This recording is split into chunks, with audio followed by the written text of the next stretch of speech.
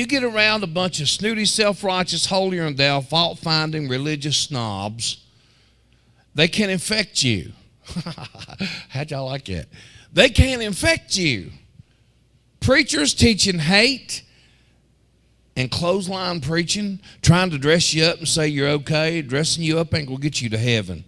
Jesus said, beware of the leaven of the Pharisees in Mark 8. Do we have that? Then he charged them, saying, take heed and beware of the leaven of the Pharisees and the leaven of Herod. Think about that. Leaven is yeast. So if anybody, how many of y'all know how to make biscuits? You ever tried to make biscuits without self-rising flour or without putting yeast in it? They ain't much, y'all. They just ain't much. So just that little bit of yeast inside all that dough will cause it to rise. It changes the whole contour of the bread. It changes the structure of it. It makes it puff up, makes it look different. And Jesus is saying, it ain't the bread of the Pharisees you got to watch. It's the leaven. It's just that little sprinkle they put in it. It's just that little flavor they stick in it. So the Lord's telling them to watch being around those religious leaders and stuff, and don't let them get to you. Amen.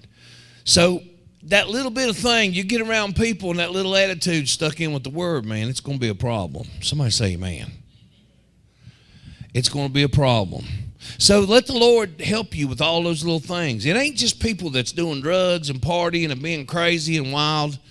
It's not just that. I think you got it.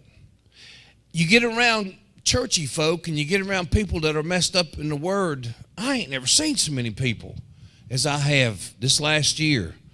People walking up to me, telling me, you know, this and that, telling me all the stuff that's going on in their life, and they're going to church and they're telling me things the preacher's saying, and I said, my goodness, people are messed up. You need to really watch what you listen to and where you go. There's some good churches, y'all. I endorse a lot of them. They're my pastors, people that I love and look up and respect. Come to me and I'll let you know where they are, and I'll let you know where you go. But there are some places you can't just go anywhere you want to go.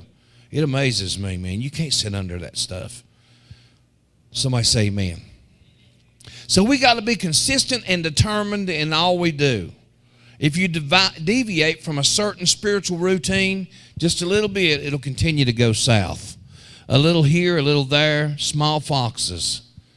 That's what destroys the vine. If you miss one service, next week it's easier to miss another one. Many folks come to church so we can make you feel something. Yeah, every time Mary does that one song, it melts my heart and the tears begin to fall. I get chilly bumps. We're glad you like our songs, y'all, but you got to get your own game on. Somebody say amen. You can't depend on us to move you. You need to get turned on to God and let him move you. Somebody say amen, Brother Eddie. Give Jesus a hand.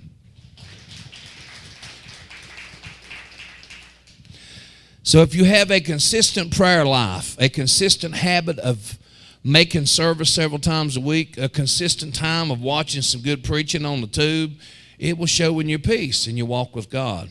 Amen, Brother Eddie.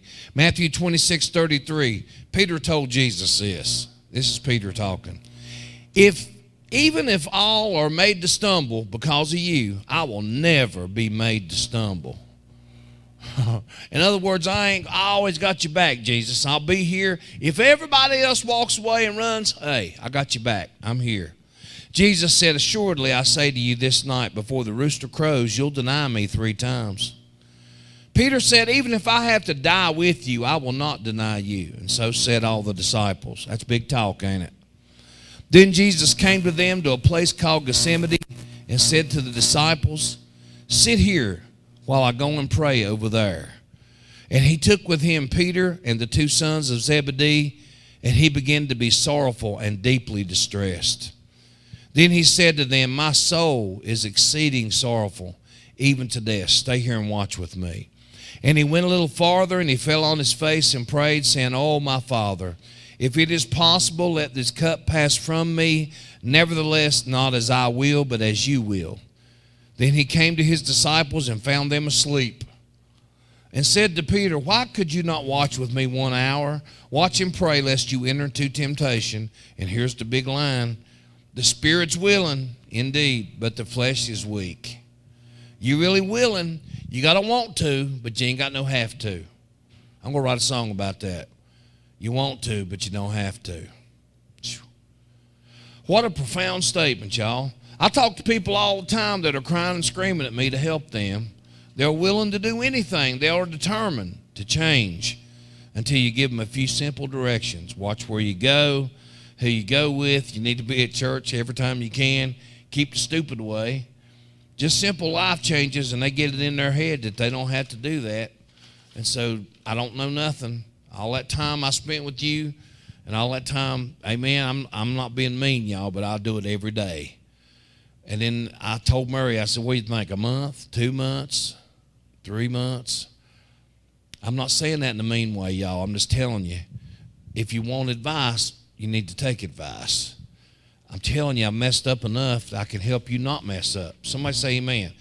Proverbs 13:20, he that walks with a wise man, you're going to be wise. But a companion of a fool, what's going to happen to you? The Bible calls people fools that don't want nothing to do with God. It said that's foolish. That's just what the Bible calls them. So if you walk with a wise man, that's somebody that does want to get things right, you'll be wise. But a companion of fools will be destroyed. Oh, yes, they get stubborn and say, I don't have to do it that way. I'll do it my way, or discipline themselves because their flesh is weak. If you don't crucify your flesh every day, you don't kill it, it'll cover your want to up, and it'll talk you into a sewer. It'll lure you right back into your old ways. When things get going good, don't forget about God.